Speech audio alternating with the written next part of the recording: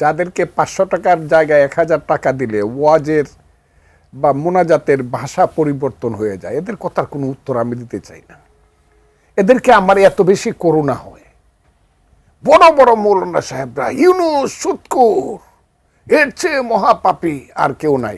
এখন আসি সময় দেখলাম সেই মৌলানা সাহেবই দোয়া করতেছে, হে আল্লাহ, নবীর পরেই যাকে স্থান দিতে হবে সেই ইউনুসের পক্ষে বলেন সবাই আলহামদুলিল্লাহ।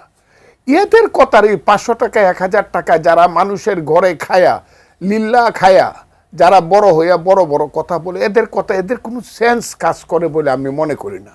তবে আমি একটা কথা বলি, এরা হইল মোল্লা মুন্সি। মোল্লাতন্ত্র কিন্তু ইসলাম নয়, ইসলাম কিন্তু মহান। মোল্লাতন্ত্র চিরদিন ইসলামকে ছোট করেছে। কাজে এই বাংলাদেশে মোল্লাতন্ত্র হয়েছে আর ধর্মের নামে ব্যবসা শুরু হয়েছে। এই যে ব্যবসায়ীর দল, ধর্মের নামে যারা ব্যবসা করতেছে, তাদের কথার উত্তর দিতে গেলে এই যে তারা হাজারে হাজারে জমা হয় সোহরাওয়ার্দী উদ্যানে, কোত্থেকে?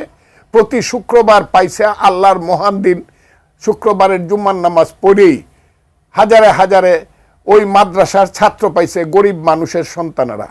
আমি আজকে পরিষ্কারভাবে বলতেছি, মাদ্রাসাতে যারা লেখাপড়া করে এরা খুব সাধারণ গরিব ঘরের সন্তান, বেশিরভাগ, অন্তত 96-7%। এই ছেলেপেলেরা কিছুই বুঝে না হুজুর ছাড়া। এরা থাকে মাদ্রাসায়, খায় লিল্লার টাকা, এরা মানুষের অনুদানে খায়। নিজের জীবন সম্পর্কে এদের যে ধারণা হয় সেই ধারণা হলো হুজুর যা বলে তাই শুনতে হবে। হুজুরেরা তাদেরকে কয়েকদিন পরে পরে প্রতি শুক্রবারে অথবা 1 মাস 2 মাস পরে পরে তৌহিদি জনতার নামে, ইসলাম রক্ষা করার নামে সোহরাওয়ার্দী উদ্যানে জামাত ইসলাম, হেফাজতে ইসলাম তারা এসে যুক্ত হবে।